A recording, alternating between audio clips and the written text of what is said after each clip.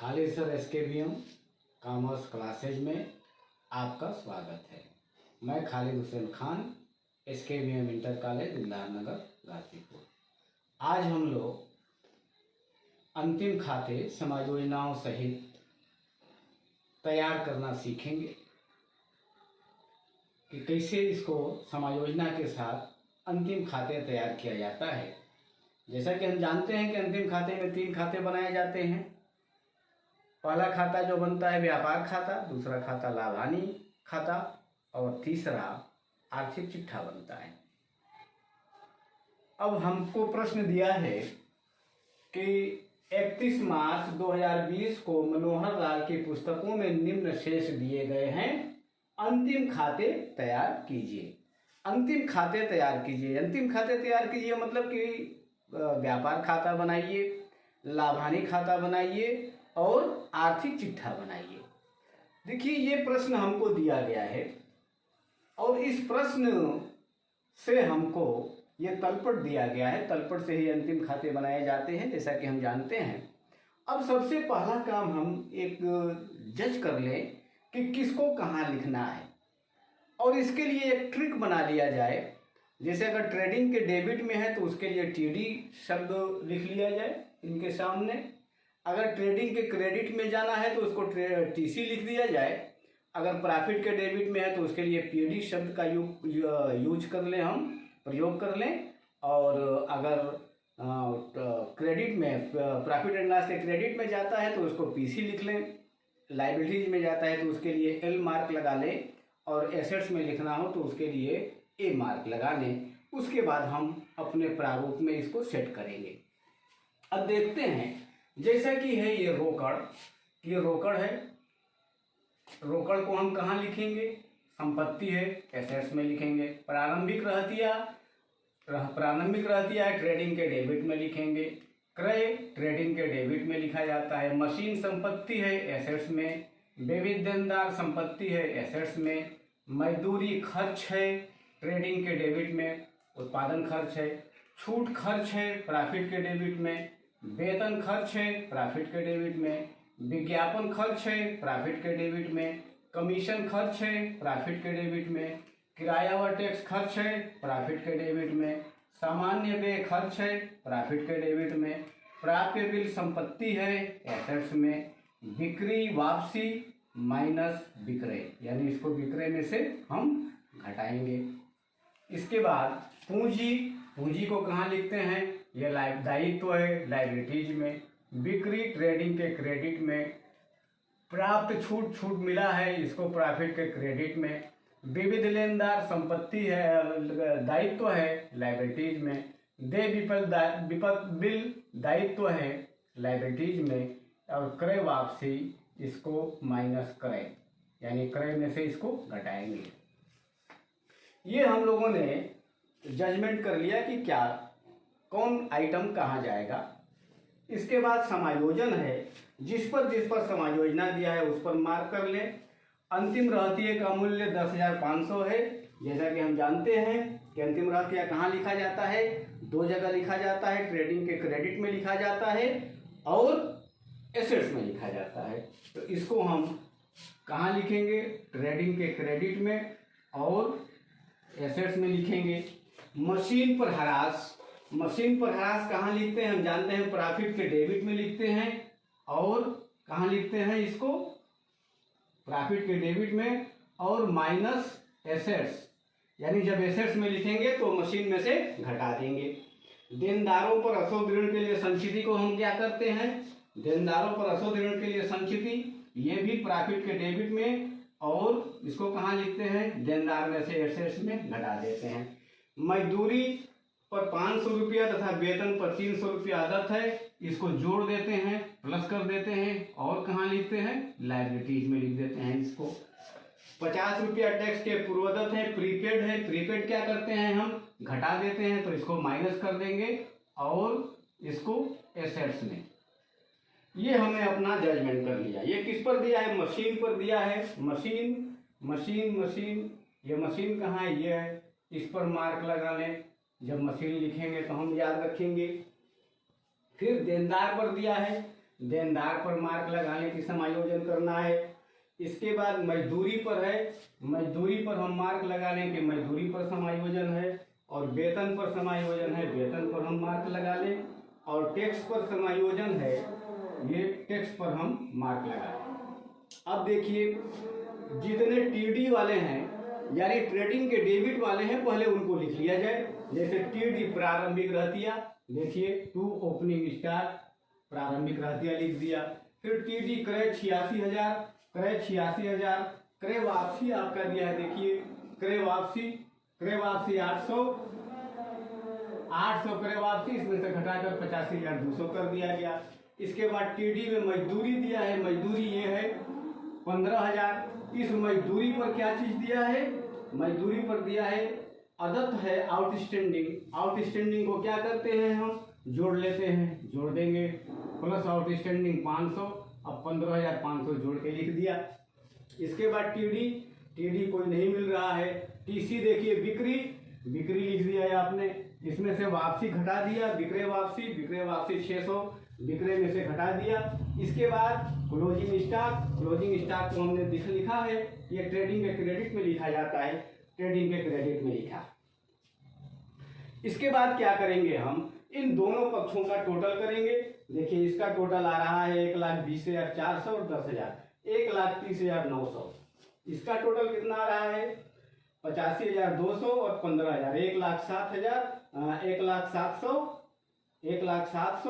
और 10, 1,10,700, 1,10,700 इसका टोटल आ रहा है, और 1,30,900 इसका टोटल आ रहा है। क्रेडिट पक्ष का टोटल ज्यादा है और डेबिट पक्ष का टोटल कम है। इसमें से इसके टोटल को घटाएंगे, जब घटाएंगे तो आएगा 20,200। ये 20,200 ही लाभ होगा, लिखेंगे to gross profit carried down 20,200। अब इसका टोटल कर देंगे तो 1,30,900, 1,30,900। इसके बाद इस ग्रास प्रॉफिट को ले आएंगे बाय ग्रास प्रॉफिट 20,200 यहाँ लिख देंगे। इसके बाद अब क्या करना है, ये प्रॉफिट एंड लॉस अकाउंट है। अब पीडी को छांट लें और पीसी इसमें से जो है छांट करके लिखें। अब देखिए पीडी छूट 4,200, डिस्काउंट छूट 2,000 छूट 2,000 लिख दिया है आपने। इसके बाद दिया है वेतन 4,200, वेतन पर समायोजन करना है। वेतन पर क्या समायोजन दिया है, 300 रुपया आदत है। देखिए आपने वेतन लिखा 4,200 प्लस आउटस्टैंडिंग लिखा 300, इसको जोड़ दिया 4,500। वेतन के बाद पीडी क्या है, विज्ञापन, देखिए टू एडवर्टीजमेंट लिखा। फिर क्या दिया है, कमीशन, टू कमीशन लिखा। फिर दिया है किराया एंड टैक्स, इस पर देखिए टिक लगा हुआ है, इसका मतलब समायोजना है। किराया एंड टैक्स पर 50 रुपया पूर्वदत्त है यानी प्रीपेड है। प्रीपेड को क्या करते हैं, माइनस कर देते हैं, तो rent and tax 1,500 minus prepaid 50। अब इसको घटा करके 1,450 लिखा गया। इसके बाद रेंट एंड टैक्स के बाद जनरल एक्सपेंसेस सामान्य व्यय आपने लिखा। फिर दिया है प्राप्य बिल, ये नहीं आएगा। फिर पीडी का हो गया। अब जब सब हो गया प्रॉफिट एंड लॉस के डेबिट और इसका, तो इसका टोटल आ गया 20,200 और 3,000, 23,200। जब इसका टोटल हम करेंगे और जब दोनों का टोटल करके इसमें से इसके टोटल को घटाएंगे तो ये घटाने पर आएगा 4,550,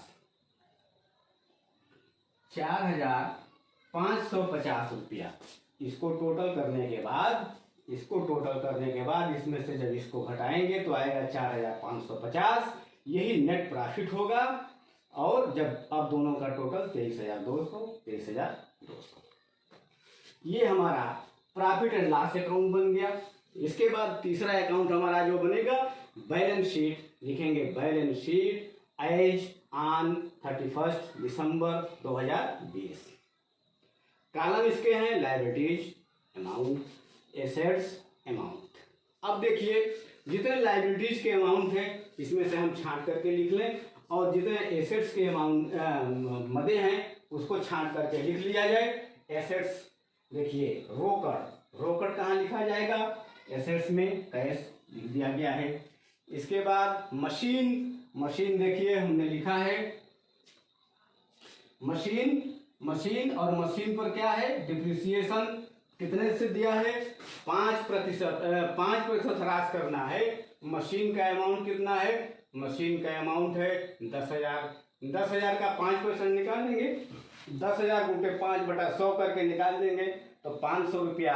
देखिए ये 10,000 में से 500 रुपया डिप्रिसिएशन इसको माइनस किया गया है। इसके बाद इस 5% 500 रुपया जो आया है इसको हमने प्रॉफिट एंड लॉस में टू डिप्रिसिएशन ऑन मशीन 500 दिखाया है। इसके बाद देनदारों पर 5% अशुद्ध ऋण के लिए संचित करना है। देनदार जब लिखेंगे, देनदार 15,000, 15,000 का 5% निकाला हमने, 12,000, 12,000 का 5% 600 रुपया, ये 600 घटा के दिखा दिया। इसके बाद ये 600 रुपया यहाँ भी लिखा, टू रिजर्व ऑन डेटर्स 600 रुपया। इसके बाद एसेट्स का देनदार हो गया। देनदार के बाद प्राप्य bill, bill receivable, bill receivable देखिए ये बिल रिसीवेबल हमने लिखा है। इसके बाद लायबिलिटीज पक्ष में देखिए पूंजी, पूंजी हमने लिखा। पूंजी जब लिखेंगे तो एक बात ध्यान रखेंगे कि अगर हमारे प्रश्न में पूंजी दिया है तो पूंजी में क्या करते हैं, नेट प्रॉफिट को जोड़ते हैं। 4550 50 जोड़ दिया है आपने, और अगर आहरण दिया है तो आहरण को घटा देते हैं। आहरण नहीं है इसलिए नहीं घटाएंगे, इसको जोड़ के हमने लिख दिया कैपिटल प्लस नेट प्रॉफिट, ये 4550 ये आ गया। इसके बाद लायबिलिटीज का और क्या है, विविध लेनदार क्रेडिटर्स, क्रेडिटर्स लिख दिया। दे बिल को लिख दिया। इसके बाद समायोजन में देख लेंगे, समायोजन में क्या है, मजदूरी पर 500 रुपया, वेतन प्रदत्त है, इसको लायबिलिटीज में लिखते हैं। आउटस्टैंडिंग वेजेज 500, सैलरी 300 जोड़ करके 800। फिर क्या है, 50 रुपया टैक्स के पूर्वदत्त हैं, ये एसेट्स में लिखा जाता है, एसेट्स में लिखेंगे। प्रीपेड टैक्स 50 रुपया। जब सब लिख लिया इसके बाद इसका टोटल करेंगे, इसका टोटल करेंगे, दोनों पक्षों का टोटल बराबर आएगा, दोनों पक्षों का टोटल बराबर आएगा। जब दोनों पक्षों का टोटल बराबर आ गया तो ये कहेंगे कि हमारा सवाल सही है, हमने सही अपना प्रश्न को हल कर लिया है और हमने सही कर लिया है। तो ये है आपका समायोजना सहित अंतिम खाते।